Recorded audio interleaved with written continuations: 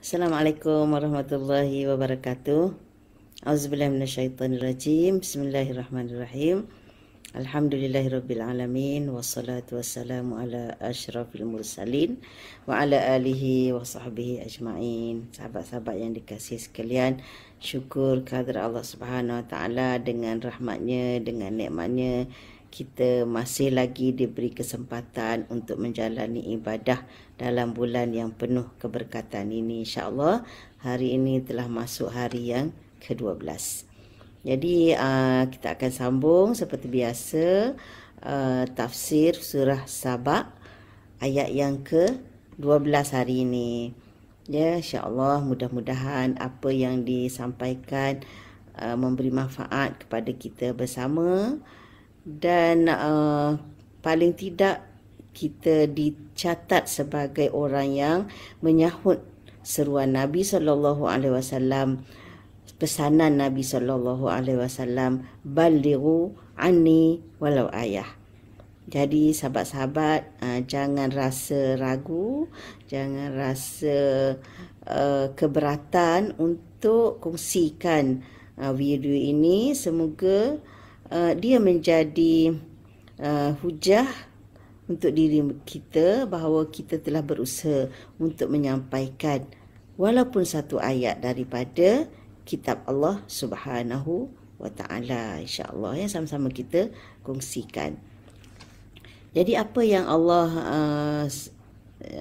kemukakan dalam ayat yang ke-12 ini, Allah Subhanahu wa taala berfirman, wali Sulaiman ar-rih ولسليمان الريح غدوها شهر ورواحها شهر وأسلنا له عين القطر ومن الجن من يعمل بين يديه بإذن ربه ومن يزغ منهم عن أمرنا نذقه من عذاب السعير. Ayat yang ke-11 Allah menceritakan tentang beberapa kelebihan yang Allah anugerahkan kepada Nabi Daud alaihissalam. Jadi dalam ayat yang ke-12 ini Allah terangkan pula beberapa nikmat yang dianugerahkan kepada puteranya Nabi Sulaiman alaihissalam. Okey, apa yang Allah berikan kepada Nabi Sulaiman? Apa keistimewaannya? Iaitu pertama, wali Sulaiman ar-rih. Untuk Sulaiman Allah berikan rih. Rih maknanya angin. Ghuduha syahr, perjalanan paginya sebulan, warawahuha syahr, dan perjalanan baliknya satu bulan. Ya, maksudnya wudu ni ialah perjalanan waktu pagi sampai ke gelincir matahari. Jadi angin ini boleh bergerak mengikut arahan Nabi Sulaiman sejauh perjalanan manusia satu bulan. Maknanya daripada waktu pagi ni kita anggarkan waktu subuh sampai ke zuhur tu, angin tu boleh bergerak laju sejauh manusia berjalan satu bulan. Begitu je angin itu pulang kembali ke tempat Nabi Sulaiman ni waktu petang, sebab rawah ni ialah waktu petang. Maknanya daripada waktu zuhur tu sampai maghrib dia pulang sejauh perjalanan satu bulan. Jadi ni jangan salah faham ya, rih ni maknanya angin yang khusus diberikan kepada Nabi Sulaiman untuk menggerakkannya, bukan angin yang itu dipanggil itu jamak kan, banyak ariah tu angin-angin yang semua manusia perlukan yang menggerakkan pokok itu secara semula jadi, itu bukan yang itu Jadi maknanya khusus ada angin yang Allah beri khusus di bawah arahan Nabi Sulaiman. Maknanya Nabi Sulaiman nak hantar apa, arahkan angin pergi sana. Jadi punyalah laju angin tu sejauh perjalanan satu bulan, dia boleh sampai dalam setengah hari sahaja. Itu maksudnya ya. Jadi ada beberapa cerita-cerita Israiliyat, tapi kita tak tahulah kesahihannya, di mana Nabi Sulaiman sendiri dibawa oleh angin di atas tika tika terbang tu, dia duduk atas tika tu. Jadi angin tu bawa dia ke mana dia nak pergi. Itu wallahu alam, adakah benar berlaku sampai begitu Nabi Sulaiman pun boleh bergerak di atas tikar itu. Saya baca beberapa tafsir, saya tak jumpa kisah tu. Tapi ada juga disebut dalam tafsir, satu tafsir iaitu tafsir Ibnu Katsir. Saya pun tak baca semua tafsir, ya beberapa buah tafsir, tapi saya terjumpalah dalam tafsir Ibnu Katsir. Jadi adakah ini sahih ataupun hanya Israiliyat, itu wallahu alam. Dia pun tak komen, dia cuma sebut saja bahawa Nabi Sulaiman duduk atas basat, tikar lah, kita panggil tikar, daripada Damsyik. Dia pergi satu tempat namanya Istokhir. Itu pun saya tak faham apa nama tempat tu, di mana jauh antara dua tempat tu adalah perjalanan 1 bulan. Tu wallahu alam. Tapi maknanya satu kelebihan yang Allah beri kepada Nabi Sulaiman untuk menguruskan ataupun menyampaikan hajatnya. Kalau kita naik kapal terbang, naik kuda, naik haiwan, naik kereta dan sebagainya, tapi Nabi Sulaiman boleh arahkan angin saja yang bawa hajatnya tu. Itu satu kelebihan lah, ya. Dan wa asalna lahu ainal qit. Jadi Allah alirkan mata air yang mengandungi al-qitr. Al-qitr ni ialah tembaga. Tembaga.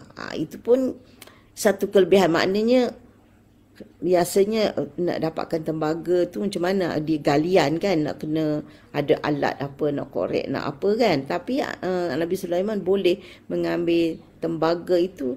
Maknanya ada mata air yang terus membawa tembaga yang boleh beliau gunakan untuk hajat baginda. Ya, kemudian wa minal jinni man ya'malu baina yadayhi bi izni rabbih, dan jin-jin yang bekerja dengan arahannya, di bawah arahannya dengan izin Tuhannya.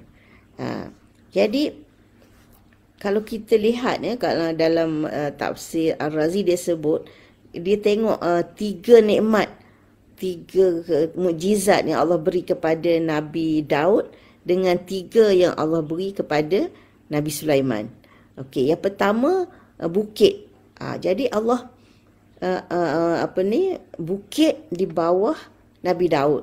Maknanya bila Nabi Daud bertasbih, bukit ikut sama bertasbih. Jadi maknanya seolah-olah Allah beri izin bukit yang besar keras tu, yang mantap tu, dia boleh ikut kehendak manusia yang lebih lemah berbanding dengan bukit tu dari segi fizikal lah kan. Kemudian lawan bukit ni yang Allah beri kepada Nabi Sulaiman adalah angin, rih. Angin tu sesuatu yang kita tahulah kan, yang ringan. Jadi angin pun dia boleh bertiup ikut arahan manusia. Jadi kita tengok manusia kat tengah-tengah kan.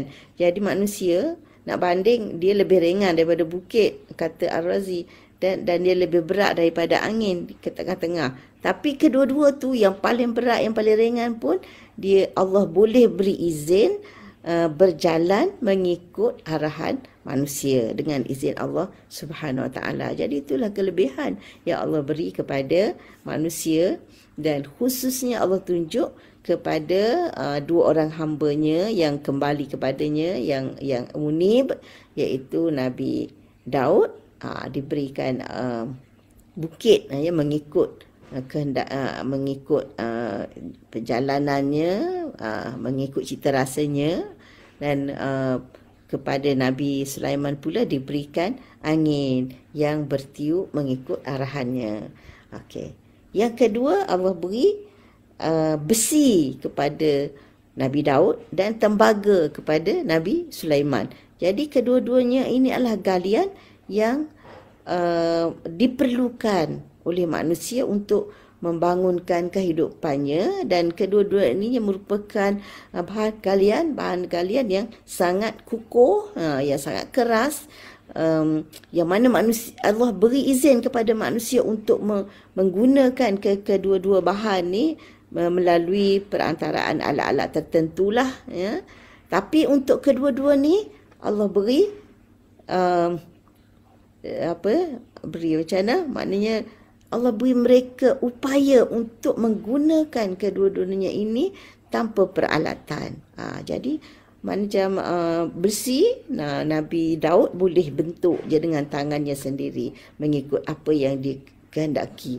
Dan tembaga pula untuk Nabi Sulaiman, dia mengalir macam air, ya. Ambil macam kita hidup air je kan, daripada mata air. Ambil je daripada mata air tu tembaga, dan beliau boleh membentuk menggunakan tembaga itu untuk kegunaan baginda.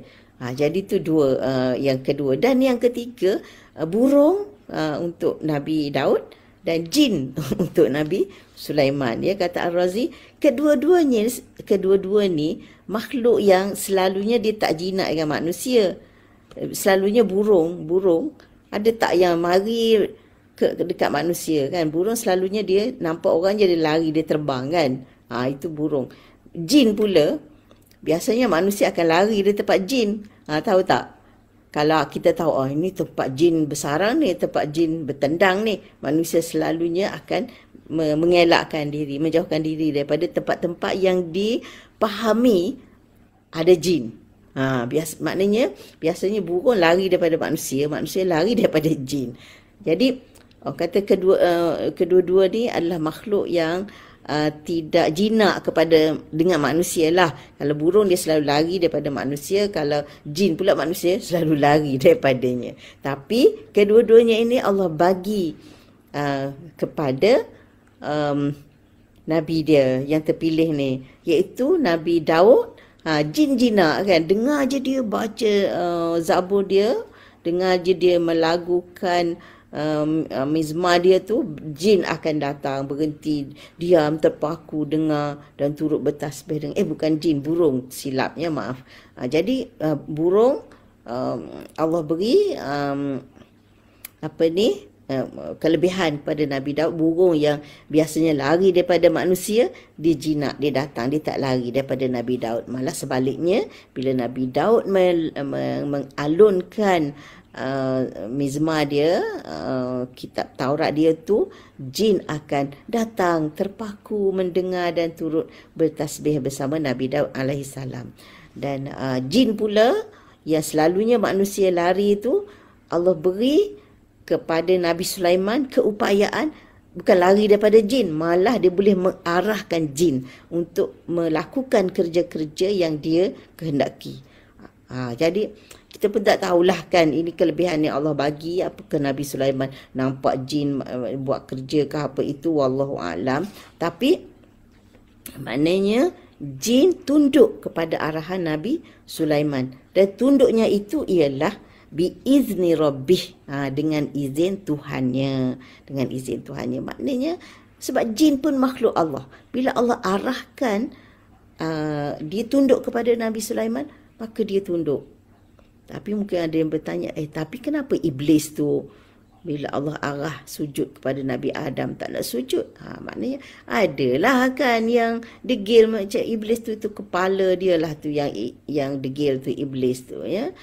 Jadi yang ini maknanya ada jin-jin yang dia tunduk kepada perintah Allah Subhanahu Wa Taala. Dan tapi Allah ingatkan, wa man yazigh minhum an amrina. Jadi siapa yang menyeleweng dari kalangan jin tu daripada perintah kami, nuziqhu min azabis sa'ir, kami akan rasakannya dengan azab yang menyala-nyala, min azabis sa'ir. Jadi kita tengok, kita perhati, ya, Allah menggunakan lafaz yang tepat, yang memberi gambaran yang sangat halus, ya. Dia kata biizni rabbih, ya, wa minal jinni man ya'malu baina yadayhi biizni rabbih. Dan jin ada di kalangan jin tu yang bekerja di bawah arahan Nabi Sulaiman biizni rabbih, dengan izin Tuhannya, iaitu Tuhan jin tu.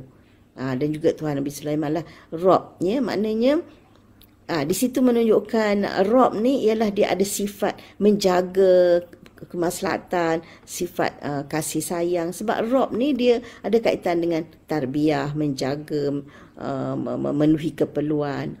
Kemudian, tapi bila dia kata waman yazigh minhum an amrina, dia siapa yang menyeleweng dari kalangan mereka, dari kalangan jin itu menyeleweng daripada perintah kami. Dia tak kata daripada amri rabbi, dia tak kata menyeleweng dari perintah Tuhannya, tapi dia kata yang menyeleweng daripada perintah kami. Jadi itu Allah nisbahkan kepada diri dia, kami, kan. Sebab itu dia kata nak menunjukkan kehebatan dan untuk jin tu rasa lagi gentar dan gerun.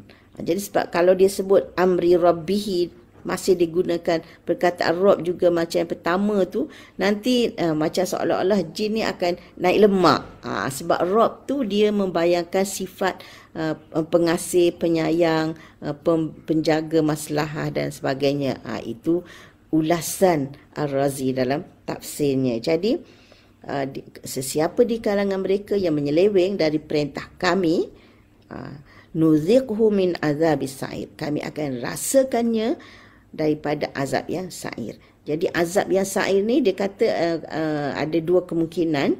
Mungkin di dunia ini Allah datangkan malaikat memberi amaran kepada jin-jin ni, ataupun boleh juga difahami seksa di akhirat nanti dalam neraka, na'udzubillah, ya.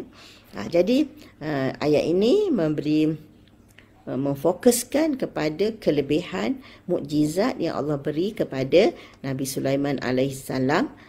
Sebagaimana ayat yang ke-11, Allah menerangkan mukjizat kelebihan yang Allah kurniakan kepada ayahandanya Nabi Daud alaihissalam.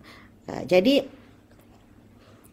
kalau dalam ayat 10 Allah dah sebut untuk apa nikmat-nikmat itu diberi, wa'malu solihah, ya, supaya Nabi Daud menggunakan nikmat yang diberi itu dengan menggunakan nikmat-nikmat itu untuk melakukan amal yang soleh dan memperingatkan bahawa Allah sentiasa memerhati, ini bima ta'maluna basir. Jadi untuk Nabi Sulaiman ni apa guna nikmat-nikmat ni Allah beri, dia tak sebut lagi dalam ayat yang ke-12 ni. Dia cuma sebut nikmat saja dulu dan peringatan kepada jin yang bekerja di bawah arahan Nabi Sulaiman. Jadi mungkinkah ada tujuan khusus yang Allah akan ceritakan dalam ayat yang berikutnya, tujuan khusus kenapa nikmat-nikmat ini diberikan kepada Nabi Sulaiman alaihissalam. Mungkin ada dalam ayat yang ke-13, kita akan perhatikan esok insya-Allah. Cuma sebagai penutup hari ini, kedua-duanya memberi pengajaran kepada kita bahawa seluruh alam semesta ini merupakan makhluk Allah Subhanahu Wa Taala, sebagaimana yang kita selalu sebut, Alhamdulillahi Rabbil Alamin. Segala puji bagi Allah, Tuhan semesta alam.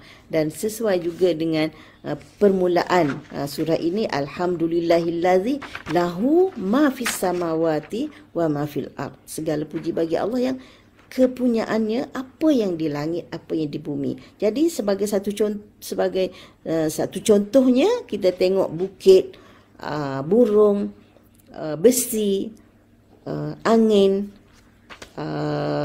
tembaga, jin, semuanya di bawah kekuasaan Allah Subhanahu Wa Taala, di mana Allah boleh arahkan semuanya ini tunduk kepada manusia kalau Allah kehendaki. Allah boleh pilih apa saja. Okey, insya-Allah. Apakah tujuan khusus nikmat-nikmat ini yang diberikan kepada Nabi Sulaiman? Insya-Allah mungkin akan diceritakan dalam ayat yang ke-13 insya-Allah. Jangan lupa untuk mengikuti sambungannya esok. Sekian dulu untuk hari ini. Wassalamualaikum warahmatullahi wabarakatuh.